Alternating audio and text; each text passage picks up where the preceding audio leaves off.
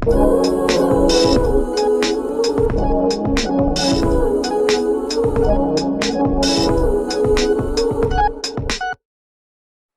and welcome to Tartarian Truthers with your hosts, Casey and JoJo. Hi, everyone.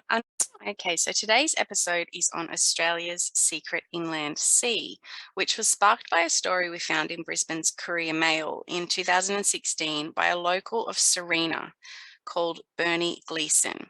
The article was called Shells Found Well Inland. About 5 miles west of the largely deserted town of Ogmore lies a small mountain. The mountain is named, but I have forgotten its name. I was just 16 years old. I am now some months off 99 years. When I came to the far western side of the mountain, I found a shoreline of seashells, similar to what is found on every beach in Australia. The mountain is a mere 50 feet high. The sea at some time must have been pushed up through the shoreline of shells. As you come into the Tomahawk gemfields, there is another strange mountain, Black Mountain. A small party of us walked over one day and was surprised to find many lengths of perfectly cubed rock, up to 12 feet in length, lying on the mountain slopes. Some had reddish pieces of gemstone embedded in the sides. The cubed lengths came from the mountain, but how were they so perfectly formed? Some pieces may have found their way into some museum where perhaps some explanation may be found as to their occurrence. So after reading this article, JoJo thought we should reach out to our good friend Gil to ask his thoughts on Bernie Gleeson's findings back in 1933 when Bernie was just 16 years old. What are your thoughts, Gil? I know he's from Ogmore because he used to work on the coal mine there, an anthracite mine, and lived next door to the shell lady, Annette. She's been collecting shells since she started as about a 16-year-old. I went to get her interpretation of some shells that were found in inland Australia. I know about the hill. He did tell me about that mountain. It wasn't very big. So I do know a lot about shells in Central Australia. After our conversation, Gil was able to find the name of the mountain and narrow down the location, and later sent us this map. Bowman Hill is the likely location of the shells that Bernie found all those years ago. And we will definitely revisit this site again in the future for another episode. But Gil also sent me on a wild goose chase through his Truth Hunter publications to find out more about what he's found regarding the inland sea.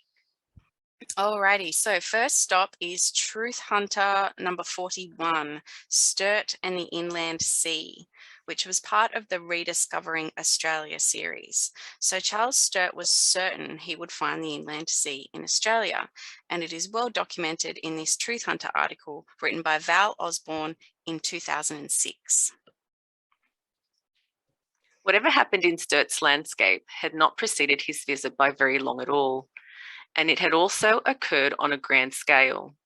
The flood soils of the Murray, he said, were the pure accumulation of vegetable matter and covered hundreds of thousands of acres. Continuing downstream, he left the undulated hillocks and past giant cliffs of fossils of uniform appearance, and then, by a freak of the afternoon sun, an entire cliff blazed like a mirror. Returning, he found the cliff a mass of selenite studded with glass-like half opal, and meticulously recorded the specimens. He placed the seashells he also collected squarely in the tertiary period, but he was obviously mystified as to the history of the accumulated fossils. He insisted on identifying the catastrophe with Noah's deluge, and we can understand why his journals have never been popular among today's prejudiced academics.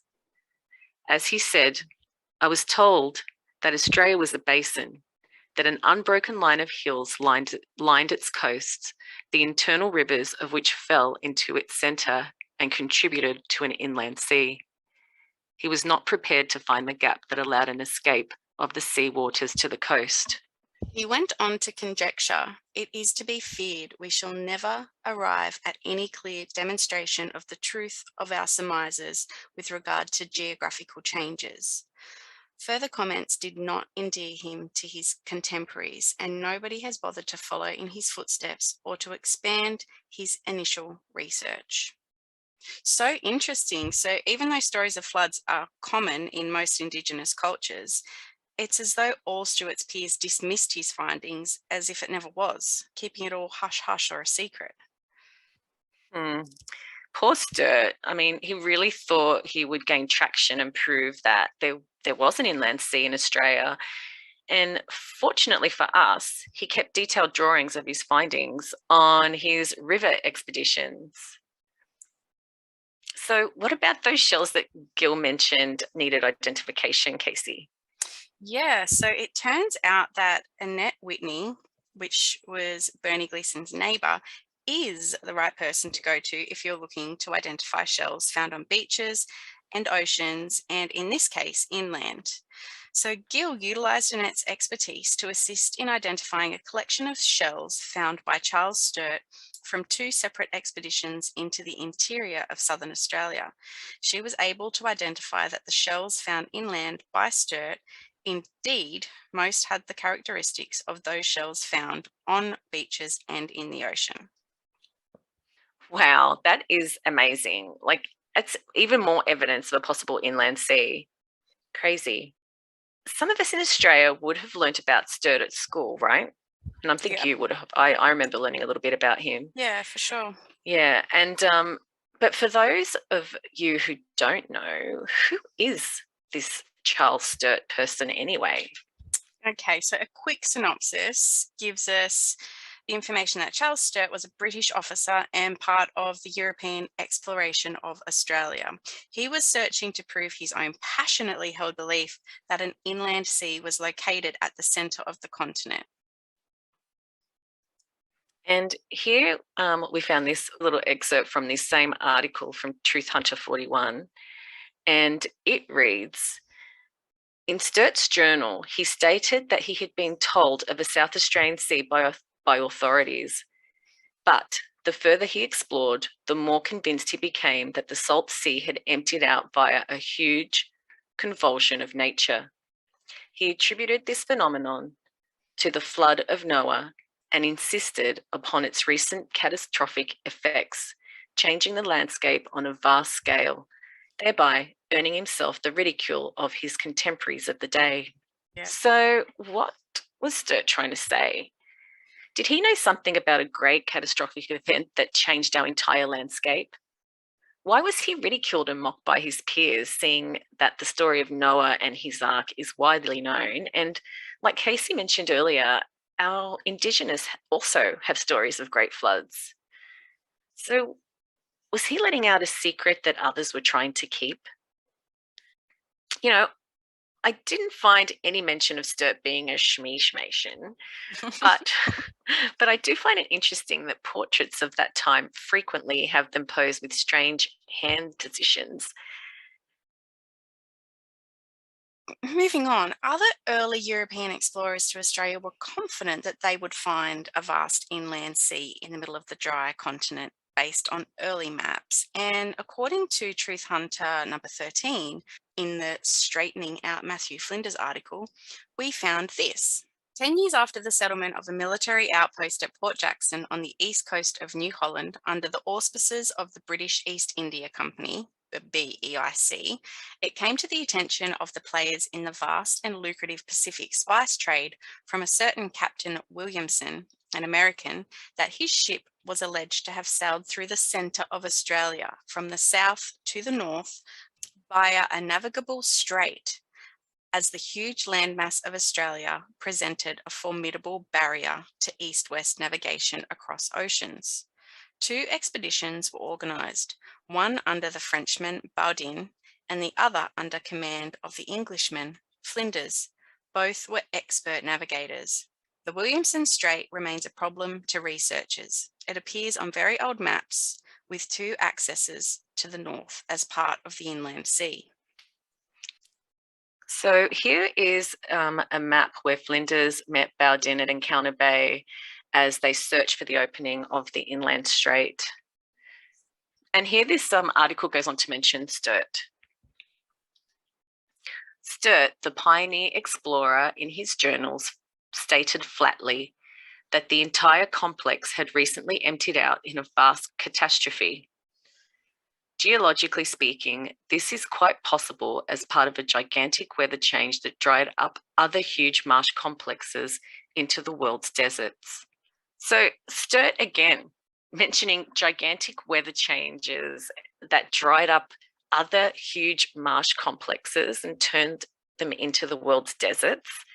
Like clearly Sturt knows of some cataclysmic event that took place, right? And in the not so distant past. Yeah, wow. Okay, right. That's so interesting. I think Sturt was onto something. I mean, check this out.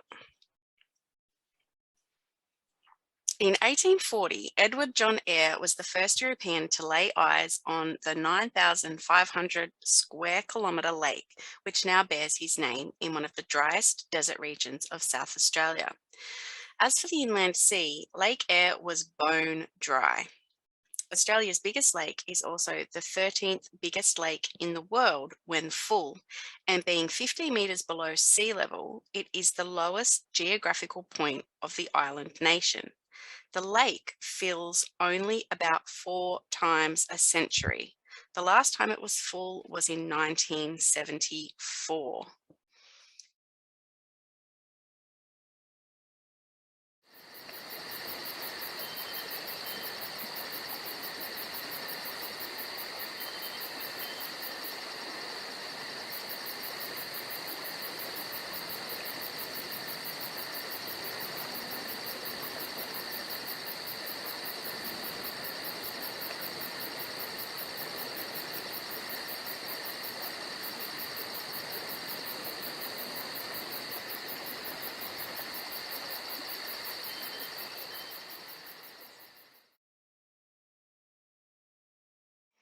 And what about the Great Artesian Basin that you visited in Lightning Ridge, JoJo? I mean, that contains a vast volume of underground water still to this day, right? It does. And, you know, if you take a look at this map, you can find that it is totally plausible if we just overlay this little part of South Australia where you can see Lake Eyre. Yeah. It's almost as though it would all connect up through the Artesian Basin, right? Yeah. Those rivers and lakes. Yeah, that's totally plausible. Hmm. Yeah, so it's interesting to note though, JoJo, that Joseph Banks, who was also a part of, these early colonial explorations, he made mention of the lack of inland bodies of water in Australia. So he said, sailing with Cook up the east coast of Australia in 1770, it is impossible to conceive that such a body of land as large as Europe does not produce vast rivers. Interesting. And again, looking at this map, our rivers are located right in the same location that quite possibly had this huge passageway south to north. That's right.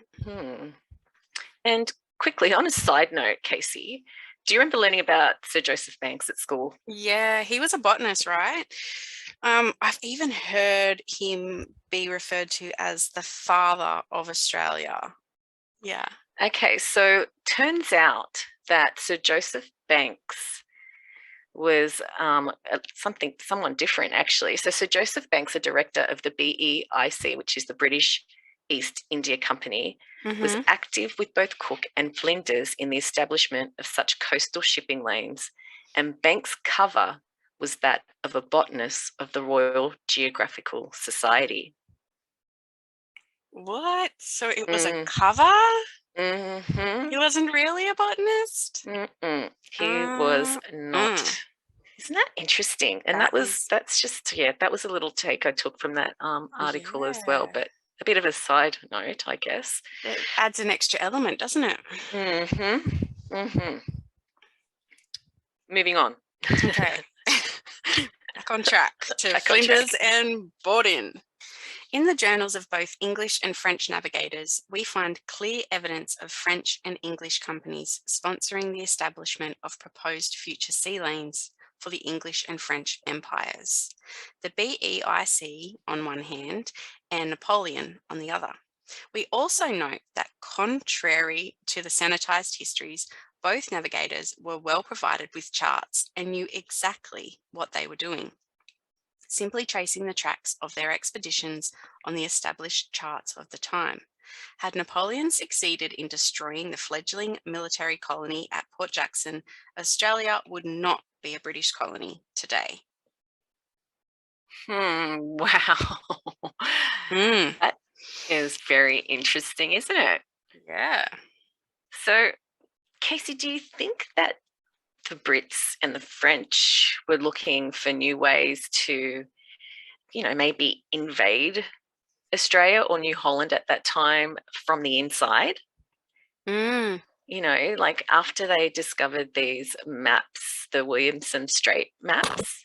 Yeah, I don't know, JoJo, but it certainly appears that way when you start, piecing all these little bits together, doesn't it? It sure does.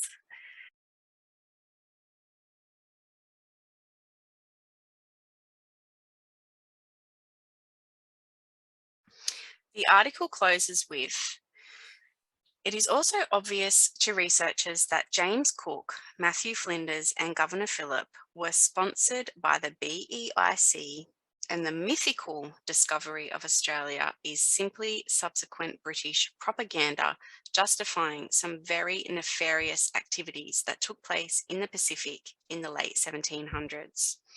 After Flinders' incarceration as a British spy in Mauritius, both the BEIC and his patron, Sir Joseph Banks, abandoned him. Baldin suffered a similar fate under Napoleon, and the question rises from the historian, what deal was struck in the early 1800s by the BEIC with the French and the Dutch owners of New Holland that sanitized the maps of the era, now being presented as authentic history in our Australian colonial schools? Wow. I mean, it's hard to begin to conceive the lies we've been taught, JoJo. Here we're trying to find out about the possibility of an inland sea, but we uncovered some absolute gold regarding the founding fathers of Australia.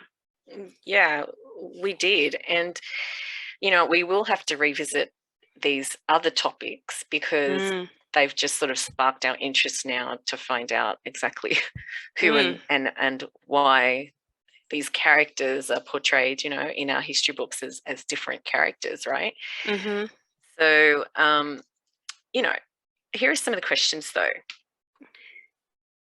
Like, did we in fact encounter a major cataclysmic event that Sturt was so desperate to uncover, an apparent climate catastrophe causing a flood? Were Flinders and Borden actually spies looking for ways to overtake the peaceful people of New Holland via an inland sea? And I find it interesting too that we couldn't find any old maps which included the Williamson Strait.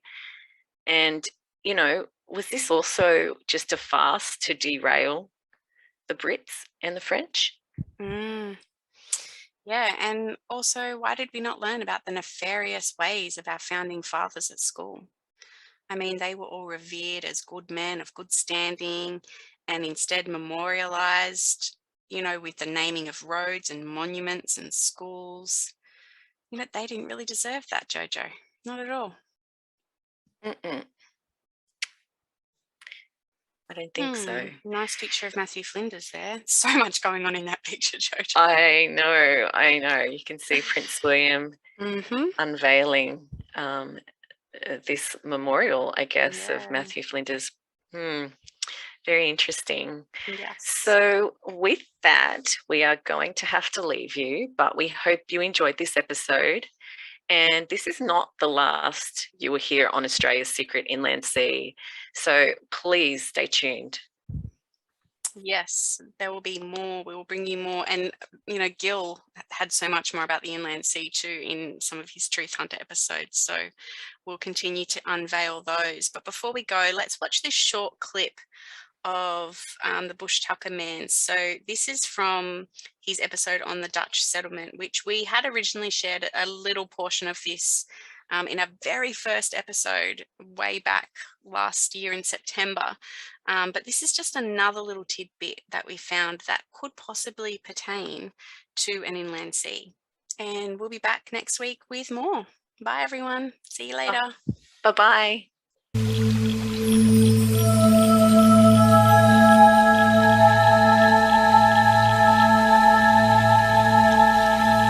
I'll just read you something from his journal here. May the 15th, 1832. On reaching the summit of the hill, no words can express the astonishment I felt at the magical change of scenery. After having travelled for so many days over nothing but barren hills and parching plains and having to dig for water every day, I saw below me a low and level country through which a broad sheet of water extended. Nixon claims that he saw small boats gliding through a maze of narrow channels and people fishing with nets. On the opposite shore, he could see a cluster of houses in a grove of trees. He reckoned he'd discovered a settlement of 300 Dutch people in the middle of Australia. According to his journal, Nixon and his party stayed 8 days and learned about the history and lifestyle of these Dutch descendants. Nixon was the last European to ever see this community. No one knows what became of the Dutch, and the remains of their village have never been seen since.